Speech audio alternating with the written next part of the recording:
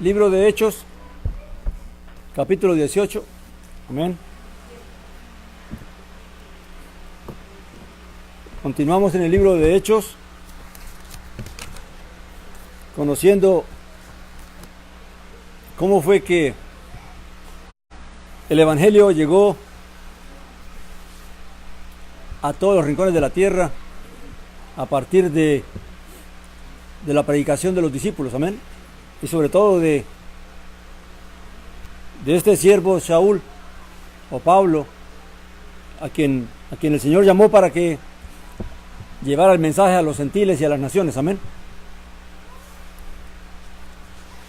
Dice el capítulo 18, versículo 1: después de estas cosas, partiendo de Atenas, fue a Corinto, y halló a cierto judío de nombre Aquila, nativo del Ponto, llegado recientemente de Italia, y a su mujer Priscila, por cuanto Claudio había ordenado salir de Roma a todos los judíos, y se juntó con ellos, y por ser del mismo oficio se quedó y trabajaba con ellos, porque eran tenderos de profesión. Y todos los sábados discutía en la sinagoga y persuadía a judíos y a griegos. Vamos a parar allí. Dice que una de las cosas que debemos entender, que esta mañana, pues, meditando en la palabra que el Señor nos da esta mañana, es que todo el propósito del testimonio de Yeshua no es solamente el hecho de que la gente crea en Él, sino por qué debe creer en Yeshua y para qué debe creer en Yeshua. Amén. Cuando damos testimonio de Yeshua, no solamente presentamos la salvación, porque cuando se habla de salvación, realmente se está excluyendo cosas importantes. Pero cuando se habla, lo que Saúl hacía y los discípulos hacían, era ir de sinagoga a sinagoga y de hogar en hogar, predicando a Yeshua. Amén. Y la salvación a través de Él. Amén. Pero, ¿cómo es la salvación a través de Yeshua? ¿Por qué se daba testimonio de Él? ¿Y cuál era el testimonio que Pablo no se paraba allí y decía: ustedes tienen que creer en Yeshua porque Él es el Mesías? Sino que tenía que explicar por las Escrituras, primeramente, de por qué Yeshua era el Mesías, pero también cuál es la razón por la que debemos creer en Él. No solamente porque es el Mesías, sino qué es lo que a través de Él nosotros tenemos que entender y comprender. Amén. Y esto lo digo en base a lo que vamos a decir ahorita acerca de la actitud de Pablo, del carácter de Pablo, del ejemplo de Pablo o de Saulo. Amén. Claramente hablamos esta mañana del hombre nuevo, ¿verdad? Pero no hay hombre nuevo si no estás en Yeshua. Amén. No hay una renovación y una transformación de nuestra vida si no estamos en Él. Ahora, ¿qué es estar en Él? ¿Y qué es lo que debemos aprender de Él? Pues primeramente, que Él nos dio ejemplo de todo, de humildad, de mansedumbre, de amor, amén, de paciencia, de servicio. Y todo eso lo que nos hace es que realmente nosotros debemos buscar ser hechos conforme a la imagen de Él, porque esa es la salvación. No solamente que creamos en Él, sino que debemos seguirle a Él, imitarle a Él, caminar como Él, andar como Él anduvo, dice la Escritura, ¿verdad? Entonces, claramente, el testimonio que se da de Yeshua no es solamente, para eso escribieron los evangelios. ¿Qué es lo que nos presentan los evangelios? Todo lo que Él hizo, cómo Él vivió, cómo Él se comportó. ¿Para qué? Para que el creyente tenga una imagen de qué es lo que Dios espera de mí. Entonces, teniendo la imagen de Él, su vida, cómo vivió, cómo se comportó, claramente yo también tengo que buscar esa imagen. Amén. Ya tengo una referencia hacia dónde tengo que caminar. Ahora, para que yo alcance la imagen que Él tuvo, claramente no lo puedo hacer en mis propias capacidades, en mis propias habilidades, sino que tengo que recurrir a que Dios me asista, a que Dios me ayude. Y es para eso que Dios nos da el Espíritu Santo, para que a través del Espíritu Santo entonces yo pueda llegar a ese nivel, a esa imagen que Dios espera de mí. Amén. Leíamos de que somos nuevas criaturas creados en Dios para buenas obras. Obras que Dios preparó ¿de qué? De antemano, ¿verdad? Ahora, ¿qué nos dice el Evangelio acerca de la vida de Yeshua? Que Él caminó en las obras ¿de quién? De Dios. Él mismo decía, las obras que yo hago no son mías, sino que son las obras de Elohim, de Dios, del Padre. Por lo tanto, el creyente que tiene que aprender a hacer, a caminar en las obras de Dios. Amén. Porque para eso Dios estableció sus obras. Ahora, ¿cuáles son esas obras? ¿Dónde vamos a buscar esas obras? ¿Dónde voy a buscar las obras en las cuales yo debo caminar? Pues tengo que mirar al Evangelio. Tengo que mirar a Yeshua. ¿En qué obras caminó Él? Y entonces yo tengo que empezar a caminar en esas obras. Amén. Eso es claramente lo que es el testimonio del Evangelio, lo que es testificar de Yeshua. No es solamente decir que Yeshua es el Salvador, sino por qué es el Salvador y cómo es que se convierte en nuestro Salvador. Cuando claramente yo tengo que entender que fui llamado no solamente para ser salvo de así por así, sino para que viendo al Mesías y caminando como Él caminó, entonces yo alcance la salvación que Dios quiere darme a través de Él. Amén. ¿Por qué hablamos de estas cosas? Porque claramente aquí la Escritura da un testimonio de Saulo, que Saulo también da testimonio del mismo cuando dice que él no cargó a ninguna congregación pidiéndole que lo mantuvieran o que le dieran un salario, sino que él mismo a través de sus propias manos se procuró su propio sustento. Dios le dio la capacidad y la habilidad para hacer este oficio, y a través de ese oficio y de sus propias manos Dios le proveía a él el sustento. Amén. Ahora, ¿por qué Pablo hacía eso? ¿Por qué Pablo dice en la carta de Corintios, corrigiendo ciertas cosas, que el que viva el Evangelio, que reciba ayuda del Evangelio, pero que él no quiere privarse de su gloria y dice imitarme a mí como yo imito al Mesías? ¿En qué lo imitaba en ese aspecto? En que el Señor no pidió sustento a nadie. Amén. Sino que claramente Dios lo sustentaba por medio de la misericordia que despertaba en las personas que lo oían y que reconocían en Él que servía de parte de Dios y que les hacía el bien. Entonces claramente, ahora, no es que estamos en contra, porque la misma Escritura lo dice, ¿verdad?, de que una persona no pueda recibir ayuda de la congregación, pero el punto es que no se debe convertir en una obligación, sino que debería ser que nazca de la congregación sustentar a ese siervo, sustentar a la persona, para que entonces pueda dedicarse a lo que Dios lo llamó a hacer conforme al llamado que Dios le ha dado. Amén. Pero si uno vive la vida de Saulo, claramente Saulo no quiso ser carga de nadie, sino que a través de las capacidades y habilidades que Dios le dio, él mismo prefirió sustentarse él mismo y ganarse el pan con el sudor de su frente. Amén. Ahora, tristemente, ¿por qué? Porque dentro de la vida de la fe hay un peligro. Esta mañana hablábamos de las que son las obras de la carne, ¿verdad? Que es la avaricia, la codicia, la ambición, la vanidad, las iras, los enojos, las contiendas y todas estas cosas. Y dice la Escritura que por causa de la avaricia muchos se han apartado del camino de la fe. Amén.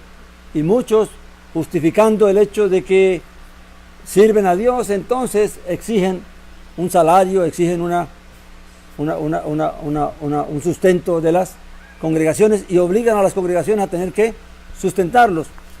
Y ahí es que vemos que esas cosas trajeron ciertos problemas a las congregaciones, porque para sustentar muchas veces las congregaciones, cuando la gente no quiere dar de voluntad, entonces hay que buscar los medios de cómo poder producirlo, ¿verdad? Y es ahí donde viene una cantidad de modalidades que han surgido dentro de las congregaciones para sacar el dinero. La modalidad del diezmo, amén, que en muchas iglesias se exige como que y se amedrenta a las personas que si no diezman, entonces es porque van a caer bajo maldición. Y citan el libro de Malaquías, donde se habla vamos a ir allá al capítulo 3 de Malaquías, y vamos a hablar un poco acerca de ciertas modalidades que hay dentro de las congregaciones, por medio de las cuales los líderes están de alguna manera engañando y sustrayendo de las congregaciones para su propio beneficio. Amén.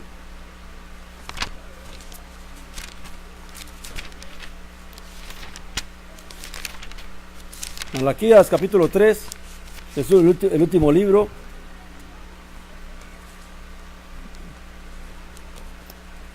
A partir del 8. Malaquías 3, 8 y 9. Dice: ¿robará el hombre a Elohim? Pues vosotros me habéis robado, pero decís: ¿en qué te hemos robado? En los diezmos y en las ofrendas. Amén. Ahora, claramente, Israel tenía una Torá, una instrucción, de que todo israelita, para eso Dios le dio a cada familia, le dio una herencia, una propiedad, para que cultivaran, para que tuvieran sus ganados, sus ovejas, sus vacas y todo lo que pudieran tener, pero que también contribuyeran a la tribu de Leví, a la cual no se le dio propiedad, sino que se le encargó el cuidado del tabernáculo y todo lo que era el servicio a Elohim. ¿De qué iba a vivir esa tribu de Leví? Claramente del sustento que las otras 12 tribus que habían recibido heredad, que habían recibido propiedades, tenían que aportar para sustentarlos a ellos. Amén. Y ahí es que Dios impuso el diezmo. Claramente el que un israelita no diezmara, pues no estaba robando a los levitas, estaba robando era a Dios. Pero si usted lee en su Biblia, ¿cómo dice el capítulo 9? Ahí, sí, el 9, versículo 9. ¿Qué me dices? ¿Alguien que lo lea, por favor? Malditos sois con maldición, porque vosotros la nación toda habéis robado. Amén. Malditos sois con maldición. Ahora la pregunta ¿es realmente eso lo que está en la Escritura? ¿Es así como dice el versículo? ¿Cómo dice el versículo? ¿Realmente? ¿Originalmente cómo dice?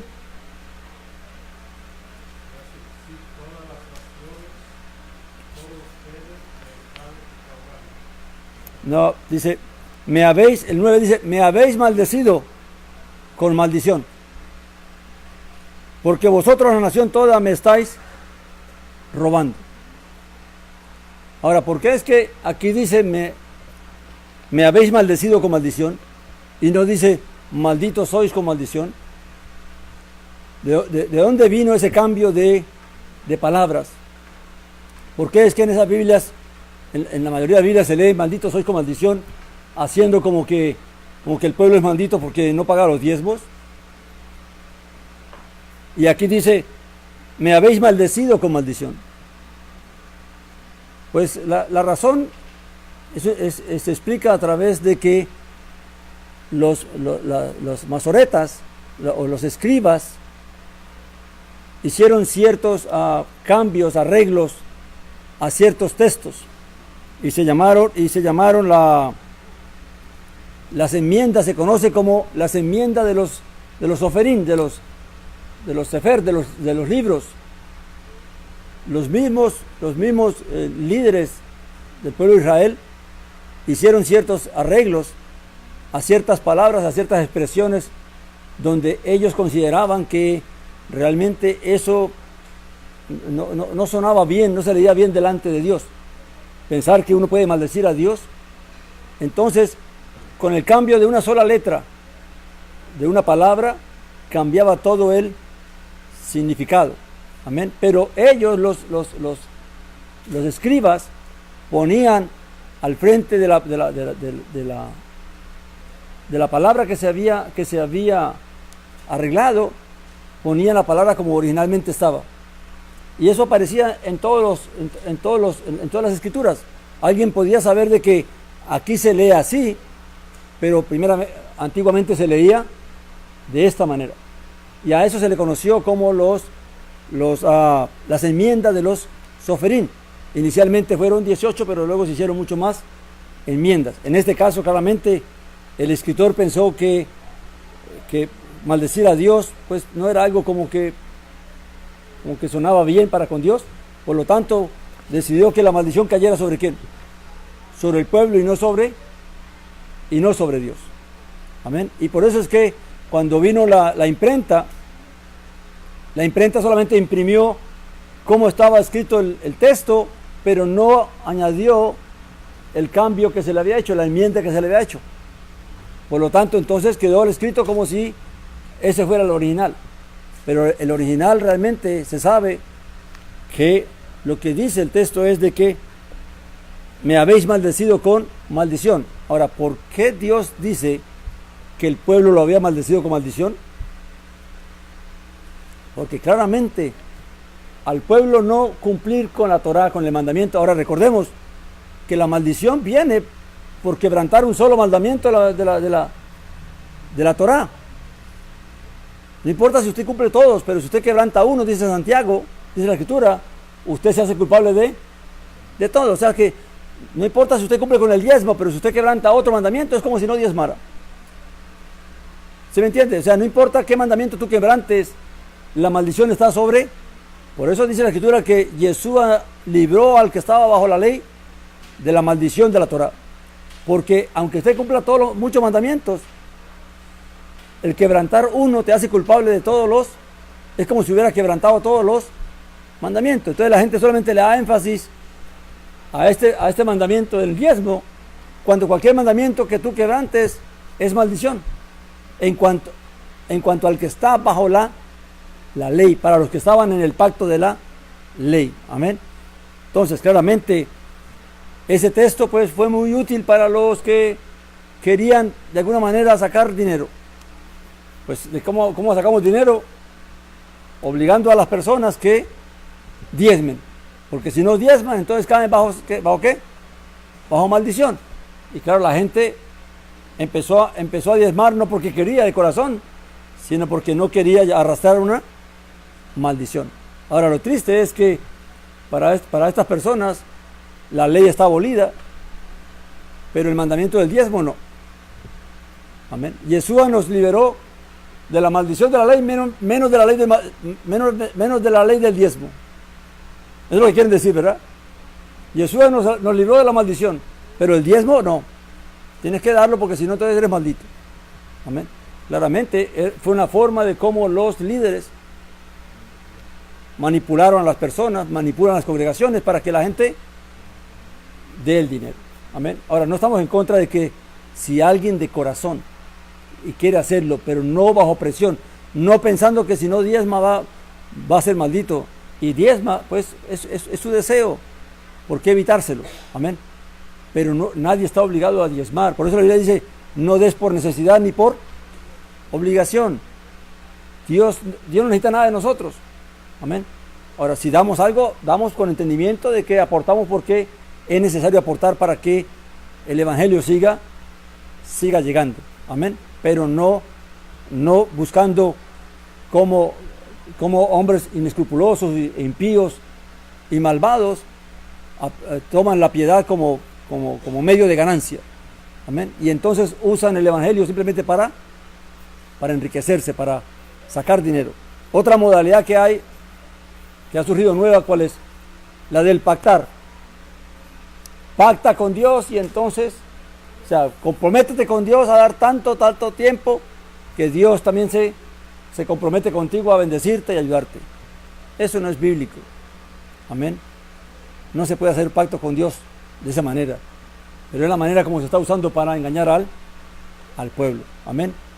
La Biblia dice que damos de lo que ya Dios nos dio. Nosotros damos porque ya Dios nos dio. No damos para que Dios nos dé, sino que porque dice Dios que nosotros no amamos a Dios primero, sino que Dios nos amó primero.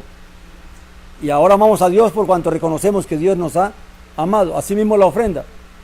Damos porque reconocemos que Dios nos ha dado, y es justo que nosotros también participemos de la obra de Dios. Amén. Pero que cada quien dé de corazón, no por necesidad ni por obligación. Y sabiendo a quién se lo da y para qué se lo da. Amén. Porque tampoco es dar por dar. Hay que también saber realmente cómo se administran los dineros y qué se hace con ellos. Amén. Ahora, tristemente, hay otros que no diezman, hay otros que no pactan, pero tienen otra forma de cómo sacarle el dinero al pueblo. Amén. También hay otra modalidad, ¿cuál es? La de la siembra. El que mucho siembra, mucho cosecha. El que poco siembra, poco cosecha. ¿Qué te están diciendo? Entre tú más des, Dios más te va a dar.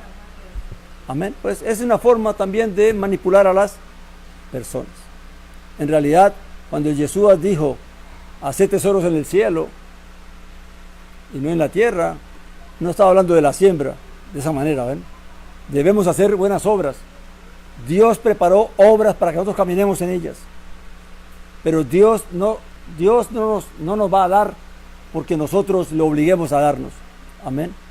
Dios se compromete a que a cada quien le dará lo que necesita. Amén. Y Dios bendecirá a cada quien como Él quiera bendecirlo. Amén. Pero no porque tú des más para un ministerio o para un pastor, entonces Dios te va a dar más. Amén. Claramente Dios bendice y es bueno. Amén. Pero todo esto son las formas como las modalidades que hoy en día se practican en las congregaciones. Amén. Y ahora último, pues más triste todavía, es el robo que se está haciendo a muchas personas con negocios que están haciéndose dentro de las congregaciones. Pastores y miembros de las congregaciones que inventan negocios para robarle la platita a los miembros, a la gente que no entiende y no conoce mucho de la fe. Amén. Entonces todo esto lo decimos porque los creyentes tenemos que aprender a entender y a no caer en manos de esta gente que está haciendo mucho daño al evangelio. Amén. Y a entender de que realmente el que ama a Dios y quiere servir a Dios no está pensando en un bien económico, sino que su deseo y su gozo está en servir a Dios y confiando en que Dios le proveerá, como leíamos esta mañana, ¿verdad? Nadie es soldado a su propia ¿qué? Expensa. Nadie va al ejército comprando su propio fusil, ni cargando su propio morral, ni nada de eso. El mismo ejército le provee lo que necesita, pero tampoco le va a dar más de lo que necesita, ¿verdad? Así también Dios, si servimos a Dios, si militamos en el ejército de Dios, Dios nos va a proveer, Dios nos va a sustentar, nos va a dar la capacidad también que por medio de nuestras manos podamos nosotros también sustentarnos y proveernos. Amén. Así que claramente todo esto lo decimos porque realmente da dolor y da tristeza cómo el evangelio ha caído en descrédito, y ha caído en descrédito por la maldad de estos hombres. Amén. Que sin ningún remordimiento, que sin ninguna conciencia, claramente hablan de las riquezas y de todo lo que han conseguido. Amén. Así que claramente seamos entendidos, seamos sabios. No entendamos que claramente Dios también nos da la oportunidad de colaborar en la obra de Dios, pero que la obra de Dios se hace entre todos, no solamente una sola persona. Amén. Porque muchos preguntan, leímos en el libro de Hechos cómo muchas personas vendían las propiedades y la traían a los pies de los apóstoles, ¿verdad? Vimos la historia de Bernabé, que era un levita, cómo vendió la propiedad y la trajo a los pies de los... Pero hay que entender que los apóstoles, ¿qué visión estaban siguiendo? ¿Para qué recibían ellos todas esas ofrendas? ¿Con qué miras ellos recibían esas ofrendas? ¿Con qué miras Yeshua de Nazaret recibió las ofrendas que todas estas mujeres ricas le hacían y las personas le aportaban? ¿Fue para ellos enriquecerse? ¿O fue para el bien de los demás? Amén. Recordemos que el principio es el mismo de la Torá. Así como había una tribu que fue separada para que sirviera a Dios y se les proveía lo necesario a través del diezmo, pero no era solamente para el sumo sacerdote ni para los sacerdotes, sino que era para toda la tribu. Todo lo que ellos recibían lo repartían entre todos. Amén. Y los levitas, de lo que el pueblo les daba, sacaban el diezmo y se lo daban a los sacerdotes, a las familias sacerdotales. Claramente, cuando el Señor Yeshua recibía las ofrendas y los discípulos recibían todas estas ofrendas, ¿en qué pensaban? Que no era para ellos, sino que era para toda la comunidad, para todos los que servían, y para los pobres y los necesitados, para las viudas y los huérfanos, para sustentar. Por eso tenían hasta comedores. ¿Se acuerdan lo que pasó con el problema que reportó que no se atendían las viudas de los gentiles? Y nombraron a 7 para que sirvieran las mesas. ¿Y de dónde salía el dinero para todo eso? De la congregación. Vaya, mire usted qué iglesia tiene un comedor para todos. ¿O quién cuida de las viudas, de los huérfanos? Ninguna congregación lo hace. Ni aún la iglesia católica lo hace. Amén. Porque todo el dinero es para ellos, para los líderes. Amén. Entonces, claramente, esto lo decimos porque es necesario hacer ver que realmente el evangelio, tristemente, por la maldad de toda esta gente, ha caído en descrédito. Por eso la gente ya no quiere creer en Dios, no quiere creer en el evangelio, no quiere creer en la congregación, porque la mala imagen que tenemos de todas estas personas hace que la gente se haga desconfiada. Pero yo les digo, hay que ser desconfiados, pero no de Dios. Hay que ser desconfiados de los hombres, pero no por eso debemos dejar de buscar a Dios, dejar de buscar la verdad, dejar de buscar el conocimiento de Dios. Amén, mis hermanos. Vamos a volver al capítulo 18.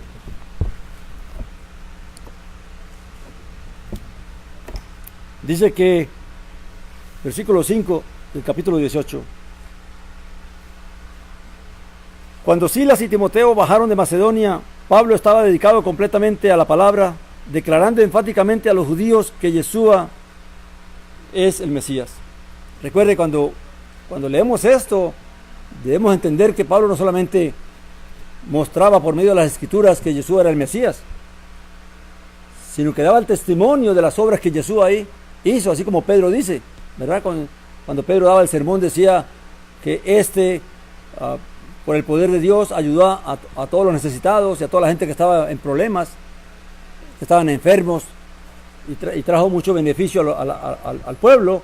Claramente es parte, para eso se escribieron los evangelios, para que los creyentes conozcamos cómo debe ser el proceder de cada creyente. Y nuestra imagen, recuerde, es la imagen del Mesías. Amén. Y todo aquel que siga la imagen del Mesías claramente no busca nada para sí mismo. Amén. Porque entonces no está en el Mesías. Amén. Y como dice la Escritura, ni siquiera es del Mesías. Porque todo aquel que obra diferente a como él piensa y a como él hizo, claramente no está en él. Porque su espíritu está en otra cosa. Amén. Luego dice que cuando vinieron Silas y Timoteo, que él los había dejado en otro lugar, ¿verdad? Por causa de una persecución que hizo. Luego dice el 6, pero ellos, o sea, los judíos de esas sinagogas, pero ellos se oponían y blasfemaban, por lo que después de sacudir las vestiduras les dijo, vuestra sangre sea sobre vuestra cabeza, yo estoy limpio de ahora en adelante, iré a los gentiles. Amén. Ahora, ¿cómo interpretamos esto? ¿Por qué Saulo les dice a estos judíos que no creían, que rechazaban el evangelio, de que él estaba limpio de la sangre de ellos? Porque claramente hay una responsabilidad en todo aquel que Dios llama para servir a Dios en lo que es la predicación de la palabra y la enseñanza de la palabra. Si nosotros como siervos no hablamos la verdad al pueblo y no decimos la verdad al pueblo, sino que engañamos al pueblo y manipulamos al pueblo y seducimos al pueblo y los apartamos de lo que realmente Dios mandó, entonces esas personas claramente se van a perder, porque no van a poder llegar a la meta que Dios quiere que lleguen, porque no la van a conocer. Amén. Ahora, claramente, la sangre de toda esa gente que se pierde por causa de una mala enseñanza, de una mala guianza hacia lo que Dios, es de Dios realmente, claramente la sangre de esa gente Dios la va a cargar sobre aquel que engañó al pueblo, aquel que desvió al pueblo. Pero cuando el líder habla la verdad y enseña la verdad, pero el pueblo no lo hace porque no quiere, porque no creen, entonces la sangre ya no es de esas personas, ya no es sobre el líder, porque él cumplió delante de Dios de hacer la voluntad de Dios y de enseñarles la verdad y hablar la verdad. Y lo que la persona decida hacer, creer o no creer, hacer o no hacer, su perdición, su sangre va a ser sobre su propia cabeza. Por eso es la gran responsabilidad que tiene cada siervo de Dios, porque sobre nuestras cabezas está la sangre de los demás. Porque si no hablamos la verdad, si hablamos mentiras, si engañamos, si confundimos, Dios nos va a cargar la sangre de esas personas que se van a perder por causa de nuestra maldad. Amén. Entonces, todo aquel, por eso dice la Escritura que el que quiere ser maestro es mejor que lo piense 2 veces. Amén. Porque claramente Dios va a demandar lo que nosotros hagamos o dejemos de hacer. Jesús también lo dijo, ¿verdad? En el mundo tendréis tropiezos, dice. Pero hay de aquellos por quien venga el tropiezo. Mejor le fuera que se colgara una piedra de molino en el cuello y se echara al fondo del mar. Mi hermano, esto de enseñar la palabra del Señor es delicado. Hay que tener mucho cuidado y no creernos que esto solamente es pararse uno aquí y hablar. Esto hay que pedirle a Dios que lo ayude a uno, porque la responsabilidad es grande también. Amén.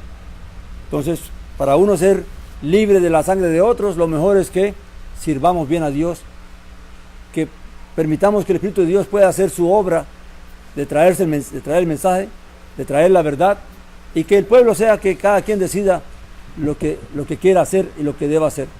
Amén. Por eso todas estas personas que a través del diezmo y todas estas cosas que solamente están buscando la ganancia deshonesta, por eso es que al final lo que ofrecen es cómo alentar a la gente que dé dinero, pues decirles que van a ser bendecidos, decirles que Dios les va a bendecir, que Dios les va a multiplicar. Y entonces la gente va a poner su corazón ¿en dónde? En las cosas de esta tierra, en las cosas de esta vida, en cómo hacerse más rico, en cómo tener más éxito, en cómo alcanzar más compañías y más cosas, y dejar a un lado lo que es buscar la imagen de Jesús el Mesías en nuestras vidas, en nuestros corazones. Amén. Dice que, versículo 7, mi hermano: y saliendo de allí, entró en casa de uno llamado Ticio, justo, temeroso de Elohim, de Dios, cuya casa estaba junto a la sinagoga. También Crispo, el principal de la sinagoga, creyó al Señor con toda su casa, y muchos de los corintios al oír creían y eran bautizados. Amén. Y hablando de bautismos, pues damos gracias a Dios, porque mañana, si Dios quiere, también tendremos hermanos y hermanas que van a bajar a las aguas, ¿verdad? Pero realmente lo que debemos, nuestra tarea es enseñarles por qué vamos a las aguas, qué es lo que buscamos cuando venimos a Dios y creemos en Dios y creemos en el Mesías y decidimos bautizarnos. Claramente es porque anhelamos hacer la voluntad de Dios, es porque queremos hacer la voluntad de Dios y reconocemos que en nuestra propia fuerza no podemos hacerlo, y que al bautizarnos Dios hace su parte En la fe hay dos cosas bien interesantes. Está el misterio y está el mandamiento. Por una parte, el misterio consiste en aquello que Dios hace y que el hombre no puede explicar. Amén. Y por otra parte está el mandamiento, que es la práctica, que es lo que Dios le pide al hombre que debe entender. Amén. Cuando decimos que por el nuevo mandamiento somos libres del pecado y somos nuevas criaturas, eso es un misterio. No se puede entender completamente. Pero cuando nos dice que ahora que Dios nos ha libertado del poder del pecado y tenemos como fin como propósito la santificación y como fin la vida eterna, entonces entendemos que tenemos un camino que hay que recorrer y que ese camino está explicado aquí. Amén. Así que no solamente, hay quienes viven solamente el misterio. Amén. De que, que Dios lo hace todo. No, hay misterio. Hay cosas que creemos por fe. Hay cosas que ocurren por medio de la fe, que Dios las hace y que el hombre no las puede hacer. Pero hay cosas que son prácticas y que Dios demanda de nosotros esa práctica. La vida de Yeshua el Mesías fue un misterio y fue una práctica. Amén. Claramente, Él nos enseñó lo que debíamos hacer. Y también nos enseñó que había cosas que solamente Dios puede hacer. Amén. Entonces, la fe consiste en eso. Creer que Dios puede, pero también entender que Dios también nos demanda a nosotros vivir una vida de fe. Que no solamente todo es misterio, que todo se lo dejamos a Dios. No. Por eso la salvación, si no se entiende bien, puede ser una completa perdición.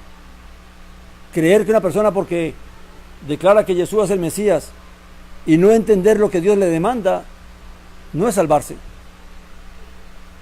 Amén.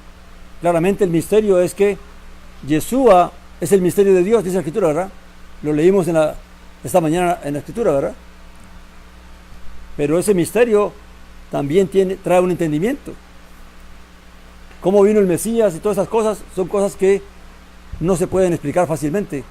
Pero ¿qué debemos hacer a partir del Mesías? Sí está especificado en las Escrituras, y es lo que debemos hacer. Así que toda persona que realmente cree se debe bautizar, porque el bautismo es el medio por el cual la persona va a entrar en esa gracia. Vamos a entrar en ese cambio que solamente Dios puede hacer, en ese deseo de hacer la voluntad de Dios, pero que en esta carne no podemos, pero que con la obra que Dios hace en nuestra vida a través del bautismo y el poder del Espíritu Santo, lo vamos a poder hacer. Amén. Así que el bautizarse no es solamente una necesidad, sino también es un mandamiento. Amén. Porque a través de él, ya lo hemos explicado, lo hemos enseñado mucho aquí, hay una cantidad de bendiciones que se reciben a través del bautismo. Amén. Pero realmente el que se bautisma debe entender, porque Pablo no bautizaba a la gente porque simplemente creían que Jesús es Mesías. Claramente estas personas que estaban allí en las sinagogas, se les daba una enseñanza, se les daba un testimonio de por qué debían creer en Yeshua y qué era lo que Dios esperaba de ellos de ahí en adelante, que eso era lo que causaba la división entre los que creían y los que no creían. Porque tristemente, una vez que las personas tienen ya una forma de fe, la religión se hace parte de la cultura, y mucha gente se identifica en su cultura con la religión que practica, pero no es más que cultura. Amén. Y cuando la gente se aferra a su cultura y viene entonces alguien a hablarle, a mostrarle otra cosa, entonces la gente tiene dos opciones: o decide escuchar y tratar de pedirle a Dios que le ayude a entender lo que está pasando, o aferrarse a su religión y no soltarlo. Amén. Y esto pasaba con todos estos judíos, de que había unos que se aferraban a su tradición, a su religión, y que ya todo estaba formado en su religión, y que ahora entonces venía Pablo a hablarles de creer en Jesús el Mesías, en este hombre que Dios había levantado, había dado testimonio a través de la resurrección. Y entonces ahora tenían que decidir: o creer en lo que Dios estaba mostrando, o aferrarse a lo que ya ellos creían. Y la mayoría decidieron ¿qué? Aferrarse a sus creencias, aferrarse a su religión, aferrarse a lo que ya estaba establecido. ¿Por qué razón? Bueno, las razones pueden ser muchas. Por miedo, por temor, por celos, por envidia, por rivalidades, por un montón de situaciones que se pueden presentar. Y esto hoy en día también ocurre. Pero no por eso el Evangelio se detiene. El Evangelio hay que seguirlo llevando. La luz gloriosa del Evangelio de Yeshua el Mesías tiene que seguir avanzando. Recíbalo quien recíbalo y rechácelo quien lo rechace. Pero la tarea es que nosotros como siervos de Dios también tenemos responsabilidades y que Dios nos va a juzgar por todo lo que hagamos. Amén. Dice que estas familias creían y ellos y su familia y asimismo eran ¿qué? Bautizados, porque realmente querían entrar en ese nuevo. Recuerde que la fe trajo un nuevo pacto. Estaba el pacto de la ley y ahora estaba el pacto de la gracia. Amén. Pero entendiéndola como la explicaban los discípulos. Amén. Luego dice que el 9 dice: entonces el Señor dijo a Pablo en visión de noche: no temas, sino habla y no calles, porque yo estoy contigo y ninguno te acometerá para dañarte, porque tengo un gran pueblo en esta ciudad. Así que se asentó allí 1 año y 6 meses enseñándoles la palabra de Dios. Fíjese bien, si el Evangelio fuera tan fácil como confesar que Jesús es el Mesías, ¿por qué Pablo se queda en una ciudad 1 año y 6 meses enseñando? ¿Por qué el Mesías tuvo que pasar 3 años con sus discípulos y aún al final de los 3 años, los 3 años y medio, les dijo: hay cosas que ustedes aún no pueden entender? Amén. Y nosotros creemos porque vamos de domingo en domingo, de Shabbat en Shabbat a la congregación y a escuchar un mensaje, entonces ya vamos a conocerlo todo. Cuando siempre escuchamos el mismo mensaje, mensajes de bendición, de prosperidad y de pactos y de cosas, pero de entender y comprender la voluntad de Dios, muy poco. Amén. Entonces, claramente,